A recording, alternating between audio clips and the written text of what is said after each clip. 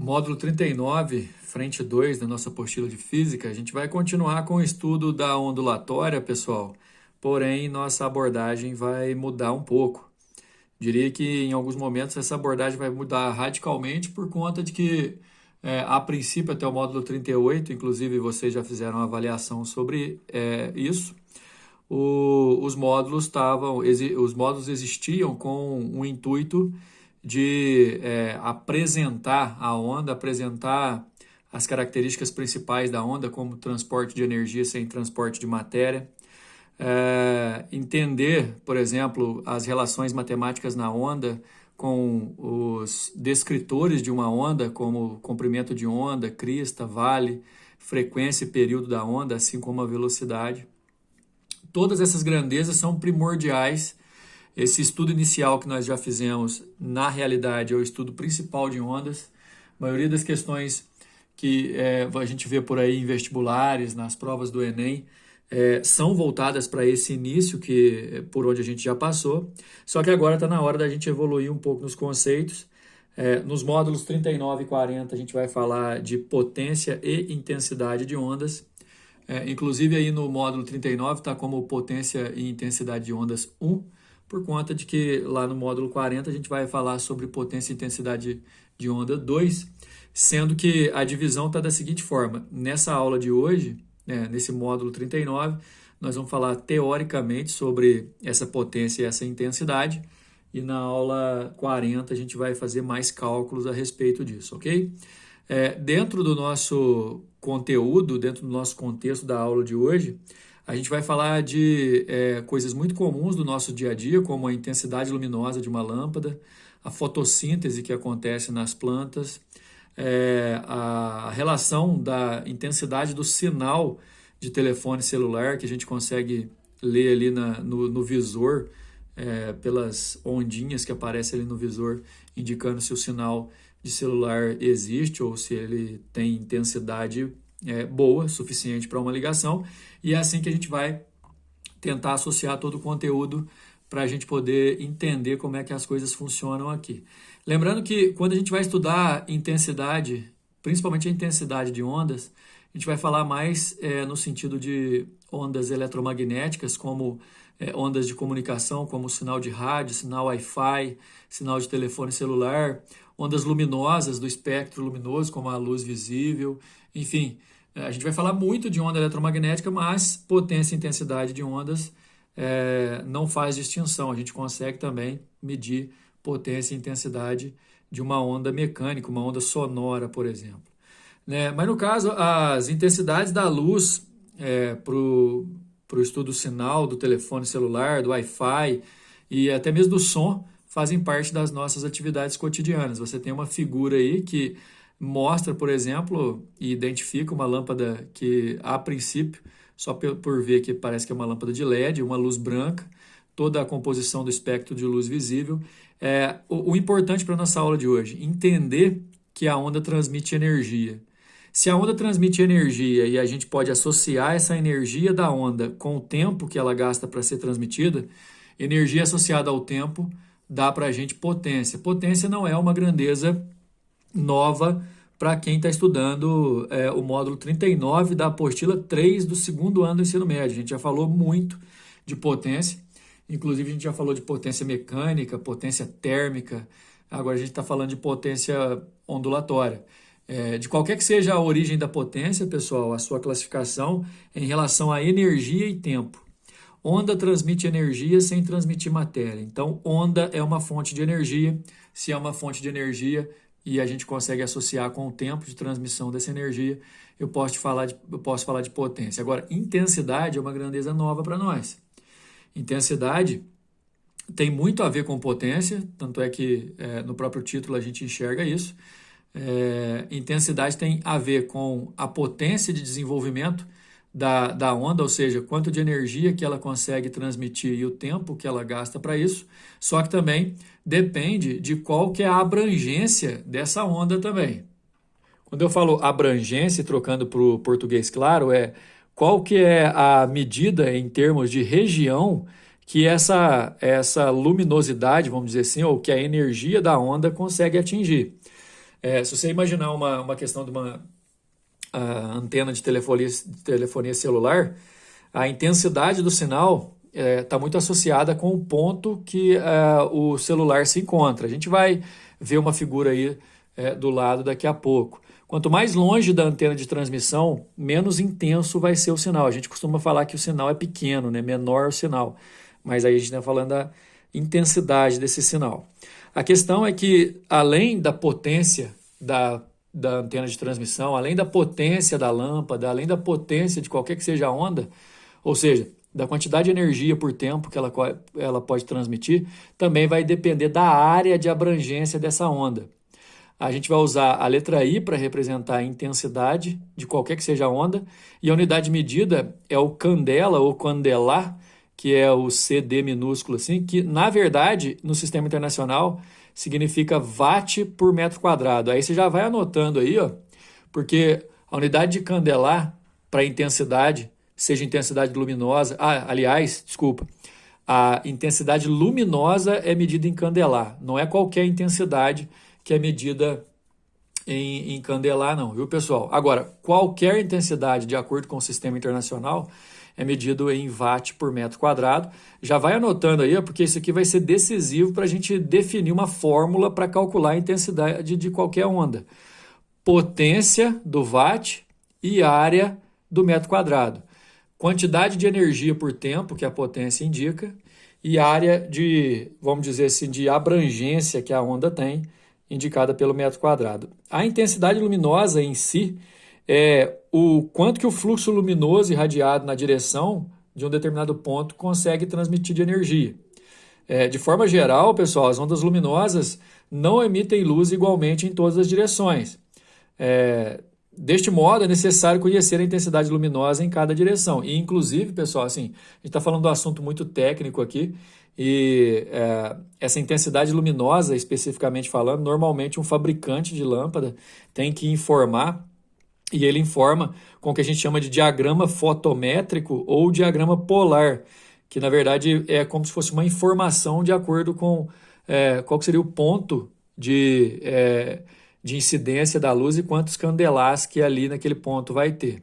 Por exemplo, a gente vai ver uma figura aí que no ponto X, numa direção a 80 graus do ponto fixo onde a luz vai estar, a intensidade seria de 350 candelá. Isso seria um diagrama fotométrico ou um diagrama polar, olha aqui. Levando em consideração uma lâmpada no ponto zero, no ponto X aqui, ó, que seria uma inclinação de 80 graus, a quantidade seria aproximadamente aqui, ó, de 350 candelás. Mas, na verdade, assim, isso aqui é só a título de curiosidade, a gente está tentando associar a grandeza e intensidade a alguma coisa do nosso dia a dia. Na verdade, na hora certa de se preocupar com cálculos e definições, eu vou avisar vocês. Olha o que eu estava falando, ó. Antena de transmissão, essa antena aqui, ó, desenvolve uma determinada potência, que está ligado, obviamente, à energia que essa antena consegue transmitir e o tempo que ela gasta para transmitir através das ondas eletromagnéticas, que são ondas esféricas. A abrangência vai ficando cada vez maior, ou seja, a área por onde essa energia vai ser distribuída vai ficando cada vez maior e, portanto, quanto mais longe da antena, mais rarefeito vai ficando esse sinal. A gente tem uma representação aqui de uma pessoa que estaria com o celular em mãos, né, a uma determinada distância. Quanto mais longe da antena, menos intenso seria o sinal. Bom, pessoal, na página seguinte, na página 156, a gente tem aqui basicamente um espectro que eu gostaria só de comentar com vocês, porque do mesmo jeito que a gente tem uma unidade de medida específica para a intensidade luminosa, que é o candelar, a gente tem também uma noção específica para a intensidade sonora, que é o que a gente chama de decibel, vocês já devem ter ouvido falar. O decibel, os decibéis, representam a intensidade da onda sonora e normalmente associado a se aquele nível de intensidade sonora vai interferir ou não na saúde de quem está recebendo digamos assim, esse pulso ondulatório sonoro. Então o que a gente chama de intensidade sonora através de um logaritmo, com o qual a gente não precisa preocupar agora, vai originar o que a gente chama de nível sonoro, que é a escala de decibel, que representa aqui, por exemplo, desde um avião a jato, que é o limiar da dor, que é altamente lesivo aos nossos tímpanos, até sons como folhas de árvore ao caírem, que são sons que pertencem ao limiar da audição, que a gente quase não escuta. Então aqui a gente tem uma escala não de intensidade sonora, e sim de nível sonoro, mas todos esses níveis são influenciados pela intensidade, ou seja, quanto de energia que a onda sonora consegue transmitir. Pessoal, as ondas gravitacionais, elas tomaram conta aí do noticiário científico há alguns anos, mais precisamente em 2015, por conta de que, sem muita tecnologia favorável, Albert Einstein, no começo do século XX, previu que quando dois grandes corpos de grandes massas se chocassem no tecido espaço-tempo que forma o universo, esse choque, essa colisão desses grandes corpos causaria uma deformação no universo, uma deformação no tecido espaço-tempo, que poderia se propagar e ser captada como uma onda, chamadas assim de ondas gravitacionais. Até então, teoricamente, essa onda ou esse fato era bem aceito, só que em 2015 o pessoal conseguiu captar através de um laser que é sensível a vibrações gravitacionais, uma onda que aconteceu há 1,3 bilhões ou 1,3 bilhão de anos atrás, que representa o choque de duas grandes massas, supostamente dois grandes buracos negros. É uma questão de que as ondas gravitacionais são importantes para a confirmação de uma ideia de Einstein, principalmente da relatividade restrita, que fala, da relatividade geral, que fala que o espaço é composto por um tecido que é chamado espaço-tempo, mas tem a ver com a nossa aula por conta da energia que a onda gravitacional transmite. Muito mais comum, inclusive, de se pensar a intensidade luminosa está ligada diretamente à fotossíntese, e a palavra intensidade está realmente dizendo quanto de energia por tempo e por área da folha que a planta consegue captar a partir da luz do sol. A fotossíntese, vocês bem sabem que é basicamente um processo de obtenção de alimento, entre aspas, da planta, né, produzindo seu próprio alimento a partir da quebra da glicose com a ação da luz, não é isso? Então, a gente tem a questão de toda a formação da planta, a cor, que tem muito a ver com qual que é o espectro, quais espectros que a folha consegue basicamente absorver para fazer a sua respiração, né? Então, assim, se você enxerga a folha da planta, na maioria das vezes verde por conta da clorofila, você imagina, vamos associar o que a gente já estudou lá em ótica, né? Verde, a gente enxerga uma folha verde justamente porque essa cor verde está sendo refletida para os nossos olhos. Então, se você pensar nas 7 cores do espectro, e muito a ver com o nosso conteúdo, porque a cor é definida pela frequência. Se você pensar do vermelho ao violeta do espectro visível, você vai ter um aumento de frequência. E aí, essa frequência também é intimamente ligada à energia, a energia do pulso luminoso, ok? E aí, por exemplo, a frequência do verde e do amarelo são as frequências menos absorvidas durante a fotossíntese, mais refletidas, portanto, é por isso que a gente enxerga a planta, na maioria das vezes, verde, um verde às vezes até amarelado, né? Então, assim, do vermelho, alaranjado, amarelo, verde, anil, azul e violeta, as cores de onde a planta menos aproveita energia são o verde e o amarelo. Então, as demais frequências são absorvidas na forma de energia luminosa, né, para poder pegar em forma de luz a obtenção dos seus alimentos, né, a planta consegue seu alimento pela fotossíntese, né, pegando água mais luz, formando a sua energia química, essa luz aqui que interessa para a nossa aula de hoje, né? Para a gente poder entender o nível de energia da fotossíntese, inclusive a gente tem que ter uma noção da área por onde a área que é definida pela folha da planta, que na verdade a folha funciona como uma captação, né? Um, um painel, né? Como aqueles painéis solares que a gente coloca no teto das casas. Enfim, a fotossíntese é uma das coisas mais comuns que a gente vai ter e vai conseguir associar a intensidade luminosa. Agora, virando a página, pessoal, a gente já tem aí tem uma tabelinha aí falando sobre os principais tipos de lâmpadas, né? Isso para agora não é muito importante, né? Tem muito a ver com potência, né? A última coluna aqui, ó, formada pelos LEDs, que são as lâmpadas que a gente mais usa, mas enfim. Falando de ondas tridimensionais e levando em consideração que essas ondas tridimensionais têm o formato de esfera e que a área da esfera é 4π vezes raio ao quadrado, aqui está x, né? Que a gente vai chamar de x distância, mas é raio ao quadrado. Partindo do princípio que a intensidade de uma onda é a potência que ela consegue desenvolver distribuída numa área, para qualquer onda que seja esférica, e para nós a onda eletromagnética, que é a principal, inclusive a onda sonora também é uma onda esférica, potência da fonte dividido por 4πx ao quadrado, onde 4πx ao quadrado é a área da esfera que vai formar a partir do momento que a fonte ocupa o centro dessa esfera, onde x é a distância do ponto que você está considerando até a fonte. Por exemplo, quando você vai medir a intensidade do nível de sinal no celular, esse x aqui é a distância de onde está seu celular até aonde está o transmissor da antena, né? Levando em consideração que esse seria o raio da esfera que pega o seu celular para poder fazer a transmissão. Então, você tem aqui potência da fonte, que é a única coisa que vai interferir da fonte,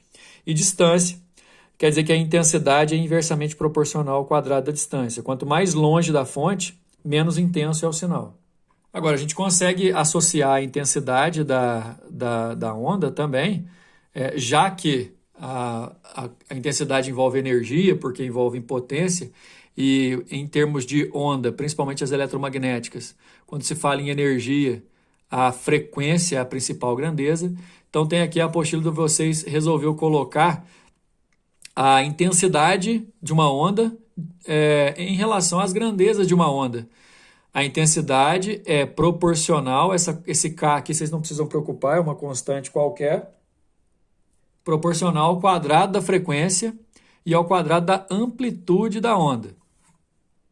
Daí a gente chega então lá na página 159, pessoal, com as definições mais exatas e mais diretas. Tomem nota, façam destaque aí. Potência é quanto de energia por tempo. Olha a unidade, joule por segundo, que é o watt. Isso aqui a gente já conhecia. Intensidade é a potência desenvolvida e distribuída numa determinada área. Potência em watt, área em metro quadrado. Isso aqui no começo do vídeo eu já tinha avisado vocês que ia aparecer. Para a gente, nós vamos trabalhar basicamente com ondas eletromagnéticas e ondas sonoras, mais onda eletromagnética em si. A onda eletromagnética é uma onda esférica e sua potência vai ser distribuída por uma área de esfera, que é 4πx ao quadrado, onde x é o raio da esfera, até o ponto x, onde o aparelho captador, por exemplo, ou o receptor dessa energia vai estar. Então, intensidade é potência sobre 4πx ao quadrado, onde potência é a potência da fonte transmissora da onda, né, na formação da onda, e x é a distância do ponto considerado e avaliado até onde está colocada essa fonte de onda. Bom, vamos lá para os exercícios. O número 1 diz o seguinte: a telefonia móvel foi introduzida no Brasil em 72 utilizando um sistema anterior à tecnologia celular. Era um sistema rudimentar para padrões atuais. Estou falando sobre como que era a comunicação desde os 150 terminais do mobile telephone até os 200 milhões de celulares que a gente pode ter aí com 2G, 3G, 4G. Hoje tem aí 4,5G, 5G e por aí vai. Considere um carro trafegando ao longo de uma rodovia retilínea situada numa região em que há uma única antena transmissora e receptora de sinais de telefone celular. Essa antena, pessoal, é a fonte de emissão de ondas. Suponha que essa antena esteja localizada junto à posição X igual a zero. Então a gente vai criar um referencial de posição. Imagina que essa antena, né, numa estrada assim, ó, essa antena vai estar bem na posição zero. É isso que ele quer que você imagine. Beleza? Do eixo X, né, inclusive. Admita ainda que os sinais da antena sejam constituídos de ondas eletromagnéticas esféricas. Então, você vai imaginar formar uma esfera de transmissão aqui ao redor dessa antena. Ok. Centradas na extremidade da antena e que essas ondas se propaguem sem dissipação de energia. Ou seja, a potência vai ser constante. Esse aqui, ó, sem dissipar energia, significa que a potência é constante. Então, em qualquer ponto do espaço vai receber a mesma potência. O motorista de um carro tem um telefone celular que irá receber a presença da antena. Perceber, melhor dizendo. Supondo I, a intensidade do sinal captado pelo aparelho. O aparelho percebe a presença da antena quando ele capta o sinal dessa antena, né? Quando ele capta a intensidade do sinal da antena. Aponte o gráfico que mais bem representa a variação I em função da posição X do veículo durante a sua passagem diante da antena. Prestem bem atenção numa coisa. Se eu pensar no veículo vindo da esquerda para a direita aqui, ó, que é o que vai acontecer nos nossos gráficos, à medida que ele vai se aproximando da antena, o sinal vai aumentando, o sinal fica máximo quando ele está no pé da antena e depois ele vai continuar o seu movimento, ficando cada vez mais distante da antena, e aí, nesse caso, o sinal vai diminuir. Só que a questão não é uma proporcionalidade retilínea. Lembra que essa intensidade é uma função da potência e da distância ao quadrado. E, além disso, em relação à distância, é uma proporção inversa. Então, à medida que ele vai aproximando, o sinal aumenta. À medida que ele vai se afastando, o sinal diminui. Dá uma olhada nos gráficos que a gente tem como opção e já elimina o A logo de cara. Se fosse aqui potência ao invés de intensidade, a resposta nossa seria a letra A. Porém, pessoal, a intensidade não pode ser constante, porque ele está o tempo inteiro aí se movimentando em relação à antena, e aí ele fica mais próximo, depois mais perto. A única coisa que vocês podiam entender... o E também você poderia eliminar logo de cara, porque aqui está representando o seguinte... imagina que a antena está aqui, ó. À medida que vai chegando perto da antena, o sinal vai ficando mais fraco, e à medida que afasta da antena, o sinal vai ficando mais forte, já elimina de cara. Você poderia ficar em dúvida, na verdade, entre B e D, só que a B é um crescimento e um decrescimento linear. Além da distância na fórmula da intensidade ser ao quadrado, ela é no denominador. Isso garante que vai ser em forma de curva. Quer dizer, vai atingir uma tendência a ficar muito pequeno quando longe e depois muito grande quando perto. Então, por isso a nossa resposta é letra D. Número 2. A figura mostra como é a emissão de radiação eletromagnética para 5 tipos de lâmpada: haleto metálico, tungstênio, mercúrio, xenon e LED. As áreas coloridas destacadas são proporcionais à intensidade de energia liberada pela lâmpada. As linhas pontilhadas mostram a sensibilidade do olho humano aos diferentes comprimentos de onda. UV e IV são as regiões de ultravioleta e infravermelho. Lembrando, pessoal, que ultravioleta e infravermelho a gente não enxerga, então não são sensíveis ao olho humano, respectivamente. Um arquiteto deseja iluminar uma sala usando uma lâmpada que produza boa iluminação, mas que não aqueça o ambiente. Cara, produz boa iluminação e não aqueça o ambiente, você já tem que tirar lâmpada de tungstênio, que é uma lâmpada incandescente, logo de cara. Mas vamos analisar esse gráfico aí de uma maneira um pouco mais detalhada. De acordo com o enunciado, a parte pontilhada, que é a parte mais importante, representa onde que o nosso olho é sensibilizado, ou seja, onde a gente enxerga melhor. Aí a pergunta é simples. Dos 5 tipos, haleto metálico, tungstênio, mercúrio, xenon e LED, qual delas que tem a maior parte de energia, que é a partezinha colorida, coincidindo com a parte das ondas pontilhadas, que é onde a gente, na verdade, enxerga? Obviamente é o LED, né, pessoal? Por isso a nossa resposta é a letra E. Repara, aqui, ó, pouquíssima parte do vermelho, Aqui uma parte boa, mas bem pequena também, né? Aqui varia muito. Aqui pequena demais, a lâmpada de xenon talvez seja pior. E aqui, olha só, olha grande região do LED que está com o seu espectro energético próximo da luz visível. Então, LED, letra E. Número 3, o planeta Terra é constantemente bombardeado por radiações vindas do espaço. Atualmente, algumas dessas radiações podem ser produzidas por meio de equipamentos controlados por pesquisadores e técnicos. Essas radiações podem ser divididas em dois grandes blocos: radiação ionizante e radiação não ionizante. Na verdade, não sei por que está entre aspas aqui, porque realmente são radiações, né? Algumas das radiações ionizantes fazem parte do espectro de radiação eletromagnética.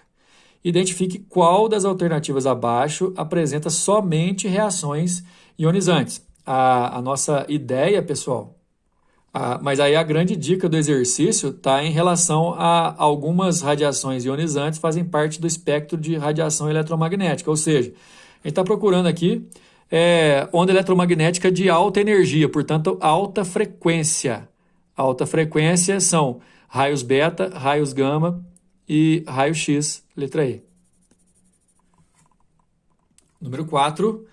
Quanto às características e às propriedades de ondas eletromagnéticas, é correto afirmar que a gente vai ter que olhar uma por uma aqui para analisar. Ó. Ondas sonoras são os exemplos de ondas eletromagnéticas. Não, ondas sonoras não são eletromagnéticas, não. Os raios-x são exemplos de ondas eletromagnéticas que necessitam de um meio material para se propagar. Ondas eletromagnéticas não necessitam do meio material. Letra C. A energia de ondas eletromagnéticas depende do comprimento de onda. Assim, quanto maior o comprimento, olha só isso, gente, pegadinha. Quanto maior o comprimento, na verdade, menor vai ser a frequência e menor vai ser a energia. Então, a letra C também não pode. Letra D diz que são as equações de Newton que descrevem o comportamento dos campos eletromagnéticos, bem como suas interações com a matéria. Elas preveem a existência... Não, na verdade, não são as equações de Newton, não, viu, gente? São as equações de Planck e as equações de Maxwell que descrevem isso. A letra D está errada. Então, a resposta é a letra E, né? Tanto a luz visível, o infravermelho e as ondas de rádio são ondas eletromagnéticas. O que diferencia uma da outra é a sua frequência, exatamente. Quanto mais alta for a frequência, mais energética é a onda. Resposta, letra E.